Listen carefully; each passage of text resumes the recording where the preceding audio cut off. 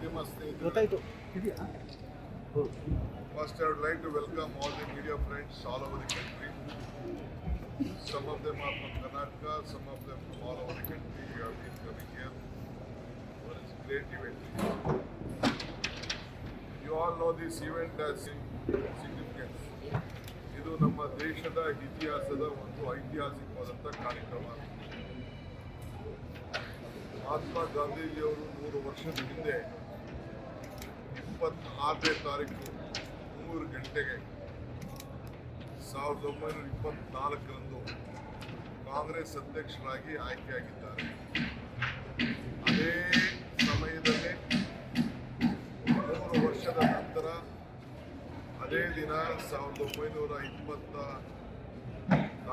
ಆದ ಮೇಲೆ 2024 3 ಗಂಟೆಗೆ ನಮ್ಮ ಕಾಂಗ್ರೆಸ್ ವರ್ಕಿಂಗ್ ಕಮಿಟಿ, ಈಗೇನು ಗಾಂಧಿ ಬಾವಿ ಅಂತ ನಾವು ಕರಿತೀವಿ, ಗಾಂಧಿ ಪಂಪ ಸರೋವರ ಅಂತೇಳಿ ಒಂದು ಹೆಸರಿಟ್ಟಿದ್ರು ಆ ಜಾಗಕ್ಕೆ, ಅಲ್ಲೇ ಎಕ್ಸ್ಟೆಂಡೆಡ್ ವರ್ಕಿಂಗ್ ಕಮಿಟಿ ಸಭೆಯನ್ನು ನಾವು ಹಮ್ಮಿಕೊಂಡಿದ್ದೇವೆ.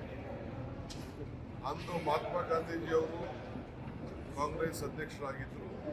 ಇಂದು ಮಲ್ಲಿಕಾರ್ಜುನ್ ಖರ್ಗೆ ಅವರು ಆ ಸ್ಥಾನದಲ್ಲಿ ನಮ್ಮ ರಾಜ್ಯದಲ್ಲಿ ಇದ್ದಾರೆ. ಅದು ನಮ್ಮೆಲ್ಲರೂ ಕೂಡ ಹೆಮ್ಮೆ ತಂದಂಥ ಒಂದು ದೊಡ್ಡ ವಿಚಾರ. ಸೊ ಅಲ್ಲಿ ಎಕ್ಸ್ಟೆಂಡೆಡ್ ವರ್ಕಿಂಗ್ ಕಮಿಟಿ ಮೀಟಿಂಗ್ ನಡೀತದೆ. ಈ ದೇಶಕ್ಕೆ ಒಂದು ಅವತ್ತಿನ ಕಾಲದಲ್ಲಿ ಮಾರ್ಗದರ್ಶನ ಕೊಟ್ಟಿದ್ದಾರೆ. ಸ್ವಾತಂತ್ರ್ಯ ಹೋರಾಟ ನಾಯಕತ್ವವನ್ನು ಮಹಾತ್ಮ ಗಾಂಧೀಜಿಯವರು ವಹಿಸಿಕೊಂಡು ಈ ದೇಶಕ್ಕೆ ಅವರ ಮುಖಂಡತ್ವದಲ್ಲಿ ಸ್ವಾತಂತ್ರ್ಯ ಬಂದು ಅವರು ಮಹಾತ್ಮರಾದರು. ಆ ಇತಿಹಾಸ ನಿಮ್ಗೆ ನಾನೇನು ಹೇಳಬೇಕಾದೇನಂತ ಇಲ್ಲ. ಇದನ್ನು ಸ್ಮರಿಸ್ಕೊಳ್ಳಿಕ್ಕೆ ನಾವು ಈ ಕಾರ್ಯಕ್ರಮವನ್ನು ರೂಪಿಸಿದ್ದೇವೆ. ಇದು ಕಾಂಗ್ರೆಸ್ ಪಕ್ಷದ ಕಾರ್ಯಕ್ರಮ ಮಾತ್ರ ಅಲ್ಲ. ಈ ದೇಶ ಯಾವ ದಿಕ್ಕಿನಲ್ಲಿ ತೆಗೆದುಕೊಂಡು ಹೋಗಬೇಕು, ಯಾವ ದಿಕ್ಕಿನಲ್ಲಿ ನಮ್ಮ ಜನರ ಬದುಕಿನಲ್ಲಿ ನಾವು ಇವತ್ತಿನ ಪರಿಸ್ಥಿತಿಗೆ ನಾವು ಶಕ್ತಿಯನ್ನು ತುಂಬಬೇಕು ಅಂತೇಳಿ ಒಂದು 3-4 ಗಂಟೆಗಳ ಕಾಲ ನಡೆಯುವಂಥ Congress working committee, extended working ಕಮಿಟಿಲಿ ಚರ್ಚೆಯನ್ನು ಮಾಡಿ ನಿಮ್ಮೆಲ್ಲರೂ ಕೂಡ ನಾವು ಅದನ್ನು ನಮ್ಮ AICC ಟೀಮ್ ನಿಮ್ಮೆಲ್ಲರಿಗೂ ಕೂಡ ತಿಳಿಸ್ತದೆ. ಅದಾದ ಮೇಲೆ ನೆಕ್ಸ್ಟ್ ಡೇ ಮಾರ್ನೆಗೆ ಈ ನಾನೇನು ಇಲ್ಲಿ ಕೂತಿದ್ದೇನೆ ಈ ಜಾಗದಲ್ಲಿ ಜೈ ಬಾಬು, ಜೈ ಭೀಮ್, ಜೈ ಸಂವಿಧಾನ ಒಂದು ವೇದಿಕೆಯ ಈ ಕಾರ್ಯಕ್ರಮದ ಹೆಸರು. ಇದು ಮಹಾತ್ಮ ಗಾಂಧೀಜಿಯವರ ನಗರ ಅಂತ ನಾವು ಇದಕ್ಕೆ ಘೋಷಣೆ ಮಾಡಿದ್ದೇವೆ. ಮಹಾತ್ಮ ಗಾಂಧೀಜಿಯವರ ನವನಗರ ಅಂತೇಳಿ ಘೋಷಣೆ ಮಾಡಿದ್ದೇವೆ. ಈ ಒಂದು ಸಮಾವೇಶದ ಹೆಸರು ಜೈ ಬಾಬು, ಜೈ ಭೀಮ್, ಜೈ ಸಂವಿಧಾನ. ಇದನ್ನು ನಾವು ಈ ಹೆಸರನ್ನು ನಾವು ಈಗಾಗಲೇ AICCಯಿಂದ ಘೋಷಣೆ ಕೂಡ ಆಗಿದೆ. ಸೊ ಈ ಕಾರ್ಯಕ್ರಮವನ್ನು ನಾವು ನಡೆಸ್ತಾ ಇದ್ದೇವೆ. ಈ ಕಾರ್ಯಕ್ರಮಕ್ಕೆ ನಮ್ಮ ವರ್ಕಿಂಗ್ ಕಮಿಟಿ ಎಲ್ಲ ಸದಸ್ಯರು, ನಮ್ಮ ದೇಶದಲ್ಲಿರುವಂಥ ಕಾಂಗ್ರೆಸ್ನ ಹಾಲಿ ಮುಖ್ಯಮಂತ್ರಿಗಳು, ಮಾಜಿ ಮುಖ್ಯಮಂತ್ರಿಗಳು, ಹಾಲಿ ಎಲ್ಲ ಸಂಸತ್ ಸದಸ್ಯರನ್ನ ನಾವು ಆಹ್ವಾನ ಕೊಟ್ಟಿದ್ದೇವೆ. ನಮ್ಮ ಶಾಸಕರಿಗೆ ಆಹ್ವಾನ ಕೊಟ್ಟಿದ್ದೇವೆ. ಮತ್ತು ಎಲ್ಲ ನಮ್ಮ ರಾಜ್ಯದ ಉದ್ದಗಲೂ ಕೂಡ ನಮ್ಮ ಕಾರ್ಯಕರ್ತರು, ಸಾರ್ವಜನಿಕರು ಯಾರು ಬೇಕಾದ್ರೂ ಇದಕ್ಕೆ ಭಾಗವಹಿಸಬೇಕು ಅಂತೇಳಿ ನಾವು ಆಹ್ವಾನವನ್ನು ಈಗಾಗಲೇ ಕೊಟ್ಟಿದ್ದೇವೆ. ಈಗಲೂ ಕೂಡ ತಮ್ಮ ಮುಖಾಂತರ ಎಲ್ಲರೂ ಕೂಡ ಮುಕ್ತ ಅವಕಾಶವನ್ನು ನಾವು ಕೊಡ್ತಾ ಇದ್ದೇವೆ. ಜಾಗ ಸಾಕಾಗುವುದಿಲ್ಲ ಅನ್ನೋದು ನಮಗೆ ಅರಿವಿದೆ. ಆದರೂ ಒಂದು ಐತಿಹಾಸಿಕವಾದಂಥ ಸ್ಥಳದಲ್ಲೇ ಮಾಡಬೇಕು ಅನ್ನೋ ದೃಷ್ಟಿಯಿಂದ ಈ ಕಾರ್ಯಕ್ರಮವನ್ನು ಇಲ್ಲಿ ನಡೆಸ್ತಾ ಇದ್ದೇವೆ. ಇವತ್ತು ಏನು ನಮ್ಮ ಬೈಠಕ್ಕಿದೆ ಅಂದರೆ ವರ್ಕಿಂಗ್ ಕಮಿಟಿ ಮೀಟಿಂಗ್ ಏನಿದೆ ಅದು ಗಾಂಧಿ ಬಾವಿಲೇ ಮಾಡ್ತಾ ಇದೆ. ಗಾಂಧಿ ಬಾವಿ ಹಿಂದೆ ಎಲ್ಲಿ ಮಹಾತ್ಮ ಗಾಂಧೀಜಿಯವರು ಅಧ್ಯಕ್ಷರಾಗಿ ಆಯ್ಕೆಯಾಗಿದ್ದರೋ ಆವತ್ತಿನ ಕಾಲದಲ್ಲಿ 80 ಎಕರೆ ಜಾಗದಲ್ಲಿ ಆ ಕಾರ್ಯಕ್ರಮವನ್ನು ನಡೆಸಿದ್ರು. ಅಲ್ಲಿ ಬಾವಿ ತೆಗೆದಿದ್ರು, ಅಲ್ಲಿ ಜನರಿಗೆ ನೀರು ಕೊಟ್ಟಿದ್ರು, ಎಲ್ಲಿ ಸಮಾವೇಶ ನಡೆಸಿದ್ರು ಅದೇ ಜಾಗದಲ್ಲಿ ನಾವು ಆ ಮೀಟಿಂಗನ್ನು ಕೂಡ ನಾವು ಇಟ್ಕೊಂಡಿದ್ದೇವೆ. ಆವತ್ತಿನ ಕಾಲದಲ್ಲಿ ನಾವು ದೇಶಪಾಂಡೆ ಅವರು, ಗಂಗಾಧರ್ ದೇಶಪಾಂಡೆ ಅವರು ನಮ್ಮ ಬೆಳಗಾಂನವರು, ಅವರು ಪ್ರಧಾನ ಕಾರ್ಯದರ್ಶಿ ಆಗಿದ್ದರು. ಮತ್ತು ಪಂಡಿತ್ ಜವಾಹರ್ಲಾಲ್ ನೆಹರು ಅವರು ಕೂಡ ಕಾರ್ಯದರ್ಶಿಯಾಗಿ ಕೆಲಸ ಮಾಡ್ತಾ ಇದ್ರು. ಅವರಿಬ್ಬರು ಈ ಬೆಳಗಾಂನಲ್ಲಿ ನಡೀಲಿಕ್ಕೆ ಕಾರಣಭೂತರಾಗಿದ್ದರು ಅನ್ನೋದು ಚರಿತ್ರೆ ಇದೆ. ಅದಾದ ಮೇಲೆ ಬೇರೆ ಎಲ್ಲ ನಮ್ಮ ದಾಖಲೆಗಳನ್ನು ಕೂಡ ನಾವು ಸಂಗ್ರಹಿಸಿದ್ದೇವೆ. ಆ ಪುಸ್ತಕಗಳನ್ನು ನಾಳೆ ಬಿಡುಗಡೆ ಮಾಡುವಂಥ ಕೆಲಸ ಕೂಡ ನಾಳಿದ್ದು ಮಾಡುತ್ತಿದ್ದೇವೆ. ಇದಾದಮೇಲೆ ಮಧ್ಯದಲ್ಲಿ ಗಾಂಧಿ ಸ್ಟ್ಯಾಚ್ಯೂ ಆ ಜಾಗದಲ್ಲಿ ಒಂದು ಮುಖ್ಯಮಂತ್ರಿಗಳು ಬೆಳಗ್ಗೆ ಅದನ್ನು ಉದ್ಘಾಟನೆಯನ್ನು ಮಾಡ್ತಾ ಇದ್ದಾರೆ. ಇದರಲ್ಲಿ ಗಾಂಧಿ ಬಾವಿಲಿ ವೀರಸೌಧ ಜಾಗದಲ್ಲಿ ಒಂದು ಹೊಸ ಪುತ್ಥಳಿಯನ್ನು ಅನಾವರಣ ಮಾಡೋಂಥ ಕೆಲಸ ಅಲ್ಲಿ ಮಾಡ್ತಾ ಇದ್ದಾರೆ. ಒಳ್ಳೆ ಎಕ್ಸಿಬಿಷನ್ ಕೂಡ ವ್ಯವಸ್ಥೆ ಮಾಡಲಾಗಿದೆ. ಫೋಟೋ ಎಕ್ಸಿಬಿಷನ್ ಕೂಡ ಅಲ್ಲಿ ಪರ್ಮನೆಂಟಾಗಿ ಇರ್ತದೆ. ಮುಂದಕ್ಕೆ ಸಾರ್ವಜನಿಕರಿಗೆ ನೋಡಲಿಕ್ಕೆ ಒಂದು ಅವಕಾಶ ಮಾಡಿಕೊಡ್ತಾ ಇದ್ದೇವೆ. ಅದಾದ ಮೇಲೆ ದೇಶಪಾಂಡೆ ಅವರದ ಒಂದು ಗಂಗಾಧರ್ ದೇಶಪಾಂಡೆ ಅವ್ರದ್ದು ಒಂದು ಕೂಡ ಮೆಮೋರಿಯಲ್ ಇದೆ. ಅದನ್ನು ಕೂಡ ಮುಖ್ಯಮಂತ್ರಿಗಳು ನಾನು ಅದನ್ನು ಉದ್ಘಾಟನೆ ಮಾಡ್ತಾ ಇದ್ದೇವೆ. ಅದಾದಮೇಲೆ ಖಾದಿ ಮೇಳ ಕೂಡ ಸರಸ್ ಮೇಳ ಅದನ್ನು ಕೂಡ ಮುಖ್ಯಮಂತ್ರಿಗಳು ನಾನು ಇಬ್ಬರು ಹೋಗಿ ಅದನ್ನು ಉದ್ಘಾಟನೆಯನ್ನು ಮಾಡ್ತಾ ಇದ್ದೇವೆ. ಅದಾದ ಮೇಲೆ 26ನೇ 27ನೇ ತಾರೀಕು ಬೆಳಗ್ಗೆ ಇಲ್ಲಿ ಸಮಾವೇಶ ನಡೆಯಕ್ಕಿಂತ ಮುಂಚಿತವಾಗಿ ಇದು ಸುವರ್ಣಸೌಧದಲ್ಲಿ ಮಲ್ಲಿಕಾರ್ಜುನ್ ಖರ್ಗೆ ಅವರು ಅವರ ಉದ್ಘಾಟನೆ ಮಾಡ್ತಾ ಇದ್ದಾರೆ. ಘನ ಅಧ್ಯಕ್ಷತೆಯನ್ನು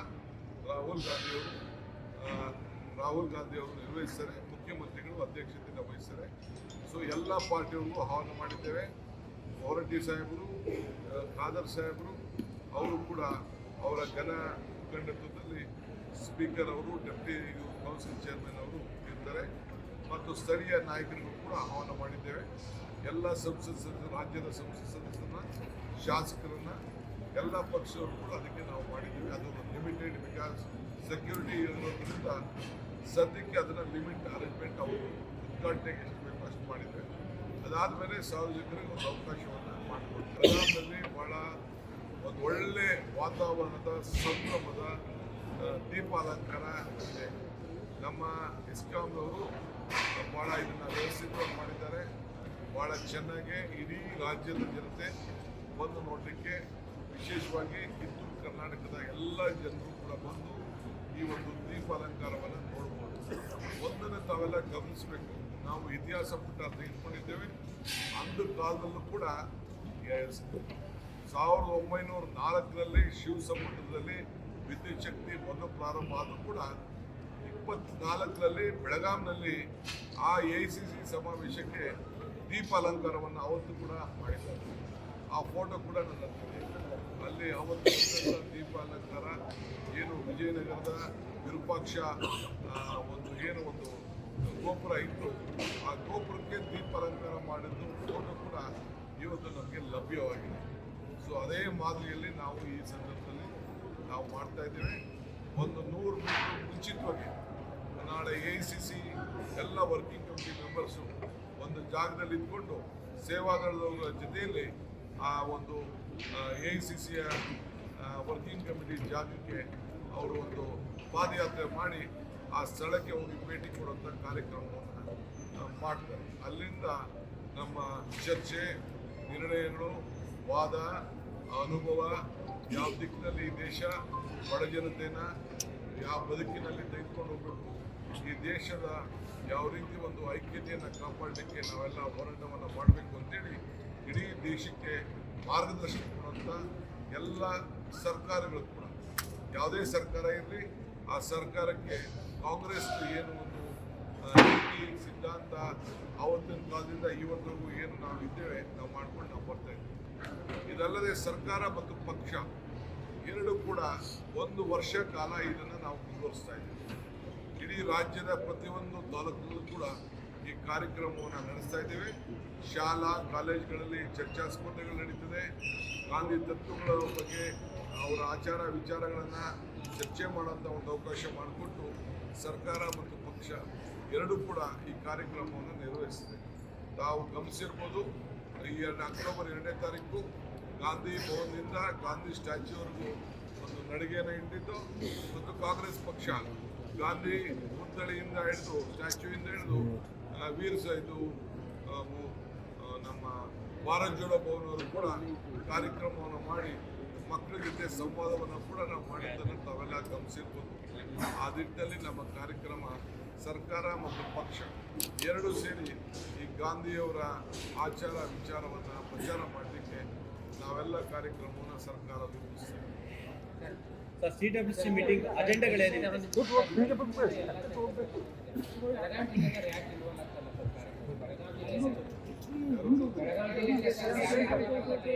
ಬೆಳಗಾವಿ ಜಿಲ್ಲೆ ಶಾಸಕರಿಗೆ ಅವರಿಗೆ ಸಪರೇಟ್ ಸಂಘಟನೆ ವ್ಯವಸ್ಥೆ ಮಾಡಿಕೊಟ್ಟಿದ್ವಿ.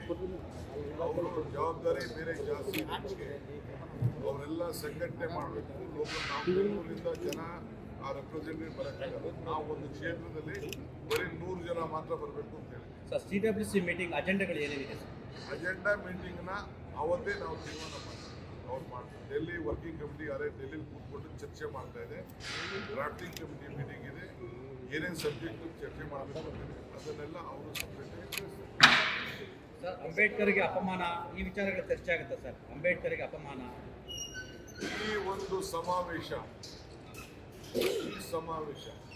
ಜೈ ಬಾಪು, ಜೈ ಭೀಮ್, ಜೈ ಸಂವಿಧಾನ. ಸರ್, 2 ದಿನ ಕಾರ್ಯಕ್ರಮ ಮಾಡಿದ್ರೆ ಸುತ್ತಮುತ್ತಲ ಶಾಲಾ ಕಾಲೇಜುಗಳು ಜಾಸ್ತಿ ಇದಾವೆ ಸರ್. ರಜೆ ಕೊಡ್ತೀರಾ 2 ದಿನ ಏನಂತ? ನಾವು ಅದನ್ನು ಮಾಡೋಕ್ಕಾಗಲ್ಲ. ಗ್ರೌಂಡ್ ಪಕ್ಕದಲ್ಲಿ 2 ಸ್ಕೂಲ್ ಇದೆ, ಕಾಲೇಜ್ ಇದೆ, ಈ ಕಡೆ ಸ್ಕೂಲ್ ಇದೆ. ಅದನ್ನು ನೋಡೋಣ. ನಿಮ್ಮ ಸರಿನ ಪೊಲೀಸ್ ಸಿಗ್ತಾರೆ. ನಾನು ಪೊಲೀಸ್ ಕಮಿಷನರ್ ಆಫೀಸಲ್ಲಿ ನಾನು ಹೋಮ್ ಮೀಟಿಂಗ್ ಮಾಡ್ಕೊಂಡಿದ್ದೆ. ಸುಮಾರು 3,000ಕ್ಕೂ ಹೆಚ್ಚು ಪೊಲೀಸು ಎಲ್ಲ ವ್ಯವಸ್ಥೆಯನ್ನು ಮಾಡ್ಕೊಂಡಿದ್ದಾರೆ. ಭದ್ರತೆ ವ್ಯವಸ್ಥೆಯಿಂದ ಎಲ್ಲ ಟ್ರಾಫಿಕ್ ವೆಹಿಕಲ್ಗಳು ಬಂದಂಥವ್ರಿಗೆಲ್ಲ ಜಾಗ ಕೊಡಬೇಕು, ಪಾರ್ಕಿಂಗ್ ಜಾಗ ಕೊಡಬೇಕು ಅಂತೇಳಿ ನಾನು ಕೂಡ ಈಗ ತಾನೇ ಅವ್ರನ್ನ ಮೀಟಿಂಗ್ ಮಾಡ್ಕೊಂಡು ಬಂದಿದ್ದೆ. ಸರ್, ರಾಹುಲ್ ಗಾಂಧಿ, ಸೋನಿಯಾ ಗಾಂಧಿ, ಮಲ್ಲಿಕಾರ್ಜುನ್ ಖರ್ಗೆ ಯಾವಾಗ ಬರ್ತಾರೆ, ಎಷ್ಟೊತ್ತಿಗೆ ಬರ್ತಾರೆ, ಎಲ್ಲಿ ಸ್ಟೇ ಆಗ್ತಾರೆ, ಈ ಕಾರ್ಯಕ್ರಮ ಪ್ಲೇಸ್ ಬರಲಿಕ್ಕೆ ಏನೆಲ್ಲ ವ್ಯವಸ್ಥೆ ಮಾಡಿ? ಆ ಸ್ಟೇ ಎಲ್ಲ ಅದೆಲ್ಲ ಬೇರೆ ವ್ಯವಸ್ಥೆ. ಅವ್ರಿಗೆಲ್ಲ ಸೆಕ್ಯೂರಿಟಿ ಆ್ಯಂಗಲಲ್ಲಿ ಸರ್ಕ್ಯೂಟ್ ಹೌಸಲ್ಲಿ ಇರ್ತಾರೆ. ಎಷ್ಟೊತ್ತಿಗೆ ಬರ್ತಾರೆ, ಯಾವಾಗ ಬರ್ತಾರೆ? ಅದೆಲ್ಲ ಡೀಟೇಲ್ ನಿಮಗೆ ಸರ್, ನಿನ್ನೆ ಜಗದೀಶ್ ಶೆಟ್ಟರ್ ಅವರು ಆರೋಪ ಮಾಡಿದ್ರು, ಸಾರ್ವಜನಿಕರ ಹಣದಲ್ಲಿ ಕಾಂಗ್ರೆಸ್ ಮಂತ್ರಿ ಮಂದಿಗಳ ಸಮಾವೇಶ ಮಾಡ್ತಾರೆ. ಭಾಳ ಸಂತೋಷ. ಅವರಿಗೆ ಗೌರವಯುತವಾಗಿ ಅಪಾಯ ಮಾಡಿಲ್ಲ ಅಂತ ಆರೋಪ ಮಾಡಿದ್ರು. ಗಾಂಧೀಜಿಯವರ ಕೊಠಡಿ ಅನಾವರಣ. ನೀವು ಗೌರವಯುತವಾಗಿ ಆಹ್ವಾನ ರೆಡ್ ಕಾರ್ಪೆಟ್ ಮನೆವರೆಗೂ ಕಾಣಿಸೋದು. ನನ್ನ ಎದುರುಗಡೆ ನಾನೇ ಕೂತ್ಕೊಂಡು ಮುಖ್ಯಮಂತ್ರಿಗಳು ಅವ್ರಿಗೆ ಫೋನ್ ಮಾಡಿದ್ದಾರೆ. ಅಶೋಕ್ ಫೋನ್ ಮಾಡಿದ್ದಾರೆ, ಲ್ಯಾಂಡ್ ಸೋಲಿಗೆ ಫೋನ್ ಮಾಡಿದ್ದಾರೆ, ಕೌನ್ಸಿಲ್ ಚೇರ್ಮನ್ ಫೋನ್ ಮಾಡಿದ್ದಾರೆ, ಸ್ಪೀಕರ್ ಮಾಡಿದ್ದಾರೆ, ಎಲ್ಲ ಮಾಡಿದ್ದಾರೆ. ಇನ್ವಿಟೇಷನಲ್ಲಿ ಅವರು ಕೂಡ ಹೆಸರು ಮಾಡಿದ್ದಾರೆ. ಇದು ಬಿಡಿ, ಅವ್ರು BJP ಸರ್ಕಾರ ಇದ್ದಾಗ ಸುರೇಶ್ ಅಂಗಡಿ ಹೆಣನ ಗೌರವ ತಂದು ಇದು ಹಾಕಲಿಲ್ಲ. ಅದಕ್ಕೆ ಫಸ್ಟ್ ಅವ್ರು ಮಾತಾಡೋಕ್ಕೆ ಹೇಳಿ, ಅವ್ರು ಬೀಗ್ರೆ ಹೆಣ ಪಾಪ ಅವರನ್ನ ಒಂದು ಸತ್ತೋದಲ್ಲ. ಯಾವ BJP ಲೀಡರು ಮಾತಾಡಲಿಲ್ಲ. ಅಲ್ಲಿಗೆ ತೆಗೆದುಕೊಂಡು ಬಂದು ಒಂದು ಸ್ಪೆಷಲ್ ಫ್ಲೈಟಲ್ಲಿ ಆ ಕುಟುಂಬದವ್ರಿಗೆ, ಸಾರ್ವಜನಿಕರಿಗೆ ನೋಡೋಕ್ಕೆ ಕೊಡಲಿಲ್ಲ. ಏನಾಗಿತ್ತು, ಜಗದೀಶ್ ಶೆಟ್ಟರ್ ಬಾಯಿಯಾಗ ಮಾತಾಡೋಕ್ಕಾಗಿರಲಿಲ್ಲ. ಅವರು ಹೇಳೋದು, ಈ ಕಾರ್ಯಕ್ರಮವನ್ನು ಇಷ್ಟೊಂದು ಗಾಂಧಿ ಮೇಲೆ ಪ್ರೀತಿ ಇದ್ರೆ ಕೇಂದ್ರ ಮತ್ತು ರಾಜ್ಯ ಸರ್ಕಾರಗಳೇ ಸೇರಿ 500 ಕೋಟಿ ಖರ್ಚು ಮಾಡಿ ಮಾಡ್ಲಿಕ್ಕೆ ನಾವು ರೆಡಿ ಇದ್ದೀವಿ, ಆದರೆ ನೀವು ದೂರಿಟ್ಟು ಮಾಡ್ತಾ ಇದ್ದೀವಿ ಅಂತ ಮಾಡೋಕ್ಕೆ ಈಗೂ ಮಾಡಬೇಕು. ಈಗೂ ಟೈಮ್ ಆಗಿಲ್ಲ, ಇನ್ನೂ 1 ವರ್ಷ ಇದೆ. ದಯವಿಟ್ಟು ಅವ್ರಿಗೆ ಇಲ್ಲೇ ನಮ್ರತೆಯಿಂದ ಈ ದೇಶದ ಜನತೆ ಪರವಾಗಿ ನಾನು ಪ್ರಾರ್ಥನೆ ಮಾಡ್ತಾ ಇದ್ದೀನಿ, ಕೈ ಮುಗಿದು ಕೇಳ್ಕೊಳ್ತಾ ಇದ್ದೀನಿ. ಈಗೂ ಅವರೇ ಮುಂದಾಳತ್ವವನ್ನು ವಹಿಸ್ಕೊಂಡು ಅವರೇ ಮಾಡಿ, ಅವರಿಂದ ನಾವು ಒಬ್ಬ ಸೇವಕರಾಗಿ ಕೆಲಸ ಮಾಡ್ತೀವಿ. ಸ್ಟೇಟ್ ಗೌರ್ಮೆಂಟ್ ಪ್ರಪೋಸಲ್ ಹೋಗಿಲ್ಲ ಸರ್, ಜಾಯಿಂಟ್ ಸೆಲೆಬ್ರೇಷನ್ ಇದು ನಮ್ಮ ಸ್ಟೇಟ್ ನಾವು ಮಾಡ್ತಾ ಇದ್ದೀವಿ. ಸೆಂಟ್ರಲ್ ಗೌರ್ಮೆಂಟ್ ಅವ್ರ ಡ್ಯೂಟಿ. ಪ್ರತಿ ನೋಟಲ್ಲೂ ಗಾಂಧಿ ಯಾಕೆ ಬರ್ತಾ ಇದೆ? ಪ್ರತಿ ನೋಟಲ್ಲೂ ಗಾಂಧಿ ಇದ್ದಾರಲ್ಲ, ಅದು ಅವ್ರು ಅರಿವಿಲ್ಲ ಅವ್ರಿಗೆ.